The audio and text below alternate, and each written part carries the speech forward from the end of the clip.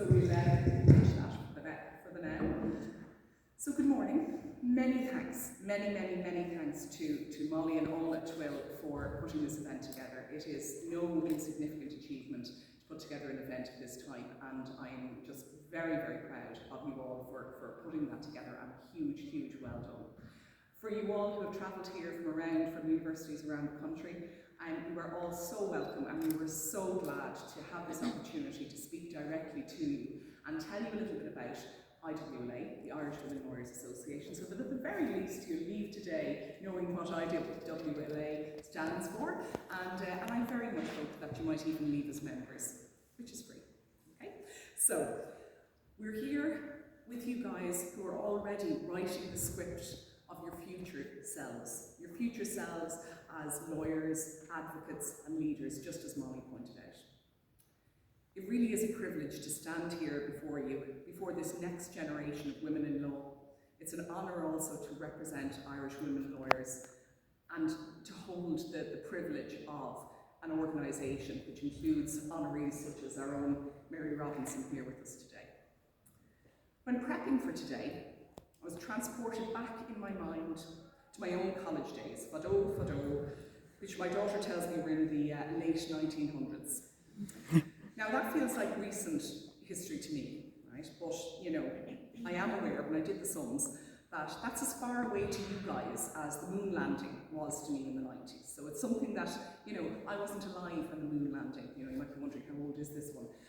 I was not alive when the moon landing happened. It happened, you know, 10 years before I was born, you know? So for you guys in the room, the equivalent, I suppose, would be, you know, the peace process, 1998, that kind of time.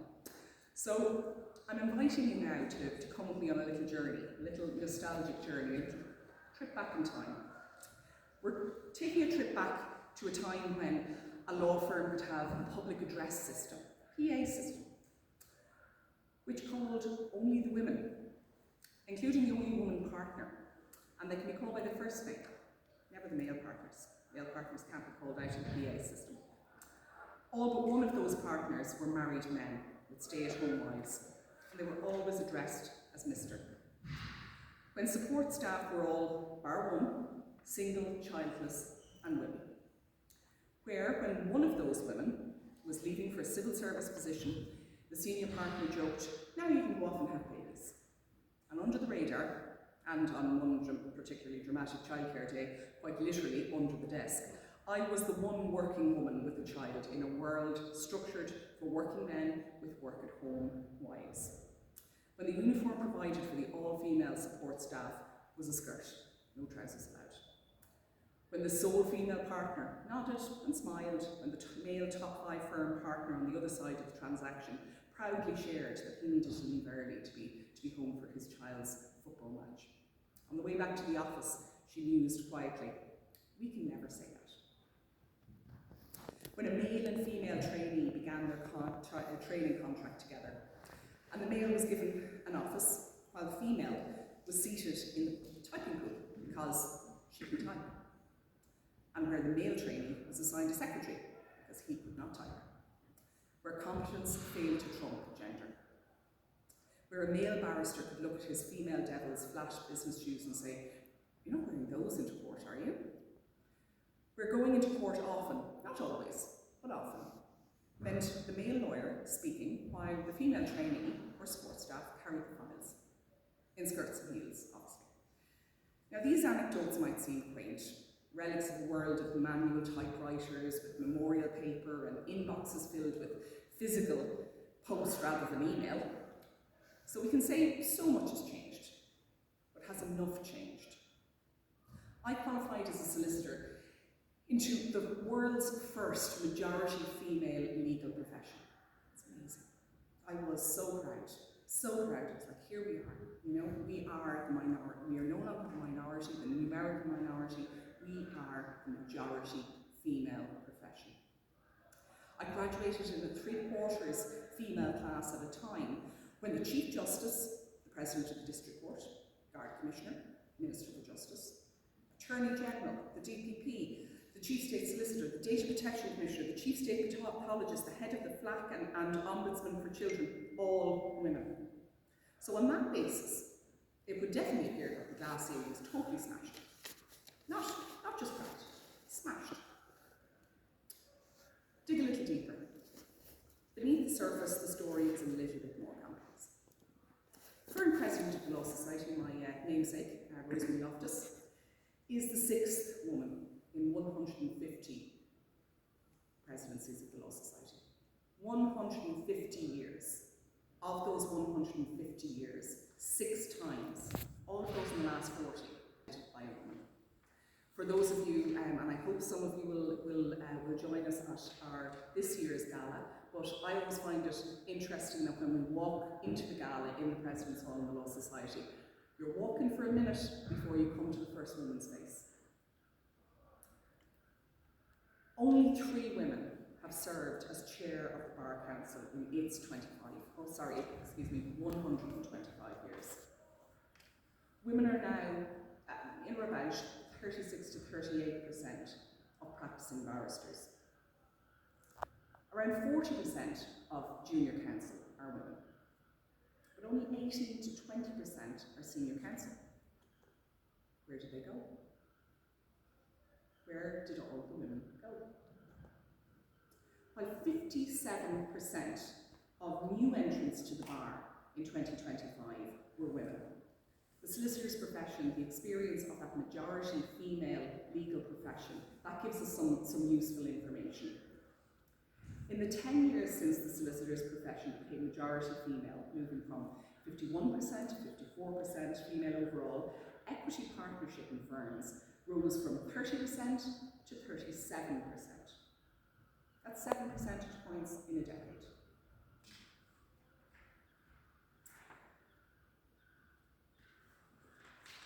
At that rate of change, statistical parity in equity partnership is 18 years away. 18 years. So you guys will be mid to senior career level. I would love to say, I would love to say that when you guys are mid-career senior members of the profession, that there will be 50-50 gender participation at the top of both streams of the legal profession in Ireland. And that would be more lived experience.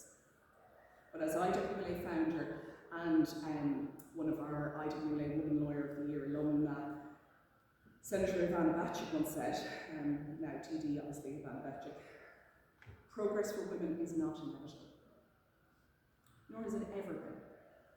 It's hard fought and it's hard won. And it doesn't happen unless you and we all make it happen. Very first textbook I bought in college, used to be, in the 90s, was Unwritten Parent. Lovely tiny little, pocket-sized constitution. And it was the first one I bought, not because of my, endearing love of the Constitution necessarily at that point, but because it was a fiver. And it was by far the cheapest thing on my book list. And I read it cover to cover, because it is an easy read, in fairness, the Constitution is drafted in such a way as to be, easily readable. And I really enjoyed, being able to kind of juxtapose the Irish and the English version. And I came to, Article 41, and down to 41.1, 41.2, and I read for the first time, cold, that the state recognises that by her life within the home, woman gives to the state a support without which the common good cannot be achieved. I read on. The state shall therefore endeavour to ensure that mothers, mothers, shall not be obliged by economic necessity to engage in labour to the neglect of their duties in the home. Well, I was certainly obliged by economic necessity to engage in labour. Was that to the neglect of my duties in the home? I was surprised to find that I had legal duties in the home that didn't mention any legal duties for any father or man. I remember reading those words and thinking to myself, wondering, genuinely, could I sue the state for failing in its protection of me as a mother? But, read on. The state pledges itself to guard with special care the institution of marriage on which the family is founded. And I had a feeling that perhaps I wasn't quite the sort of mother the state had in mind. The law shaped norms. That was a time, just for kind of context, that was the year that the last Magdalen laundry closed, mid-90s. So that's the year I'm reading this, as a young woman with a child in university, doing my degree, working full-time, and I'm reading that the state is going to protect me, but only if I'm married, and only so that I can stay in the home because that's where I'm supposed to be. The law shapes norms. Norms shape expectations, and expectations shape careers. 2 years ago, that law was reaffirmed and remains the law of the land. It is the law that our place is in the home. We can go to the courthouse, as long as we don't neglect our duties in the home. And I find that quite heavy. The idea that it was affirmed. It's one thing to have, peculiar laws and peculiar, concepts, that we can laugh about and we can kind of go, oh, isn't it funny the way in a family home declaration a woman is described by her marital status and a man by his, his job. Oh, isn't that funny? But this, I didn't find that funny. The gender pay gap in Irish law firms in this last year currently sits now at a median of about 11%. Not because women are paid less for identical work, it's not that simple. Because women are underrepresented at the tops of those firms, in the high paying, in the high, impact roles. And the Irish Times, I think, put it really, really well, that top firms are staffed by women, but led by men. Now, how different does that sound? That quote's from last November, I think. How different does that scenario sound to the one I described to you earlier from the late 90s? I don't think it's different enough.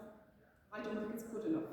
I don't think that you guys should be entering into a profession a quarter of a century later and that that's the best that you can expect. Staffed by women, led by men. How far have we really, really come? We often talk of glass ceilings. Many women aren't hitting the ceiling. They're self-selecting out. They get stuck lower down. Ivana Bachik described it as the sticky floor rather than the glass ceiling. The sticky floor being all of those things that are pulling you back, that are holding women back from being able to be their full potential self. Mid-career attrition in the legal department, in the legal professions is and remains one of the profession's greatest challenge. The idea that we are training all of you amazing, talented, intelligent, young future lawyers to have 10 years in your profession. It's just not good enough. It's a very, very poor return on the investment in your education and your investment in your future. Talented women, hugely talented, intelligent, productive women, they exit private practice, not because they lack ability, but because the structure of the profession demands a singular definition of commitment based on presenteeism and visibility over outcomes. And you see this both at the bar and the solicitor's profession. I see it in the solicitor's profession where, leaving at 5 o'clock, has the joke of, oh, half day, ha ha ha ha. It's not a joke. But there's then, why is the expectation that it is the woman who is leaving at 5? Where is the man in that picture? Is he leaving at 5, or is he being facilitated by the woman leaving at 5 so that he can continue to build his career?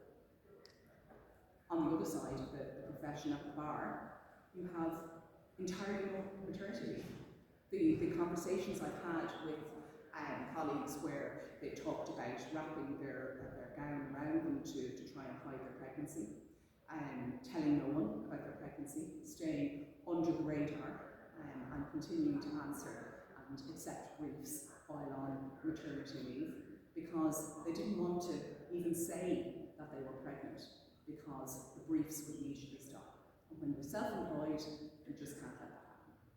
So I know of barristers who left the bar, which they loved, to go in-house legal for maternity leave. I once filled in for one of them, and she said, yes, it's my third child, but it's my first maternity leave. I thought, wow, that's shocking, you know? Third child, first maternity leave, and I can only just stand in awe of her, you know, her energy and commitment and dedication to actually stick the course. Layered on top is what the sociologists, or some sociologists, refer to as the second shift. The unpaid labour of caregiving and domestic responsibility, disproportionately carried by women. Because of course, that is our duty, constitutionally confirmed duty in the home. When a dual solicitor couple recently had a child and the father returned to court the following week, he was congratulated all round. The mother returned at the close of maternity leave, basic minimum maternity leave. She was asked if she should really be leaving her baby so soon. That's not a formal rule. It's a cultural script. That's not from history. That's from today. Even though both of those solicitors are equally qualified, as it happens that the woman is more qualified than the man, but they are both working in the same profession, they're both working in the same area.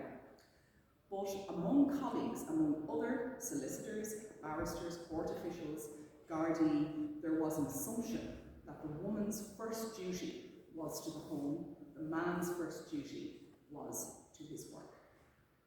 And that embeds into every conversation that we have. Every conversation we have where you are asked, how do you do it all? No one ever asks the man, how does he do it all? Because it's the woman who's expected not to have it all, but to do it all. That's his cultural script. And those scripts, they matter. A little bit of audience participation now to wake us all up. Let me ask you something. And I really would like you to be honest. I mean, like, we're all, you know, women in law here, so I hope there'll be a bit of, you know, honest and debate and so on. How many of you, law pursues, hands up, aspire to make partner one day? Okay, yeah. How many aspire to take silk? Yeah, brilliant. How many, you know, would like to be on the bench? Close. Now, okay, so everyone who raised your hand, just collectively raise your hand now for a moment. I have a harder question now for this bit. How many of you, keep your hand up if you believe this, if you truly believe, that those, sorry, apologies, I meant to add another one. The other thing to add in, keep your hand up if you want to have a family one day. Okay? Now, keeping your hand up, this is the last bit, okay? How many of you with your hands up, keep your hand up if you truly believe that those two ambitions, being partner, you know, being taking silk, being on the bench, and so on, if those two ambitions are structurally supported to coexist in the profession as it currently stands. So we might say that that's, you know, the winning of realism over optimism. Okay? And I know that can be a bit disappointing, you know? I mean, I find it disappointing. Because when I was in college, I remember doing a little elective on, you know, feminism and whatnot. And I went into it thinking, what do you need that for? You know, don't be ridiculous, you know? I like the concept, the idea that I could be, you know, considered less than or lead the likes of the IWLA. You know, I was offended at the idea. I was offended at the idea of gender quotas. I was offended at the idea that I would be disadvantaged by means of my gender. And then life reminds me that I might be offended by it, and I am, and it is offensive. But that's the reality. That hesitation, that's the gap we're here to talk about. The issue isn't whether we're ambitious enough. You guys are all here. You are ambitious enough. You are enough. You've worked hard to get into your courses. You are working hard to gain your qualifications. It's not about whether you're capable enough. It's whether the system is designed flexibly enough for everyone. And systems, as we saw most recently in COVID, but previously in, Industrial Revolution times and all of the other, systematic changes that we've seen at big moments in history, systems can be changed. They can be redesigned. And we can build a profession that has more flexibility in it than the one that we are currently looking at. Here's the part for the optimism, okay? Because I don't want to leave you with this awful sense, it's all awful, doom. Here's the part that gives me the optimism. You aren't entering the exact same profession that I entered. You are entering a profession that is far more aware, at least, of bias. I'm not saying bias isn't there. The bias clearly is still there. But there's far more awareness of it, and awareness that it needs to be challenged. There's more transparency about pay. Huge, absolutely huge to have the gender pay gap reporting. It's more vocal about inclusion. More prepared to challenge itself. The mental health supports in the Law Society, for example, I think are a really fantastic development to challenge the idea that you can't speak about, your mental health or the pressures of a very, very busy and high impact profession. Diversity isn't a dirty word. So let's not think it is. Diversity is a professional imperative. A more diverse board, any board that has more women on it than 30%, is statistically more likely to stay in business. Diversity of thought, diversity of experience, that is what keeps companies in business, and that is what builds a better society for us, for all of us. Groupthink is a huge risk in any profession built on precedent the way that the law is.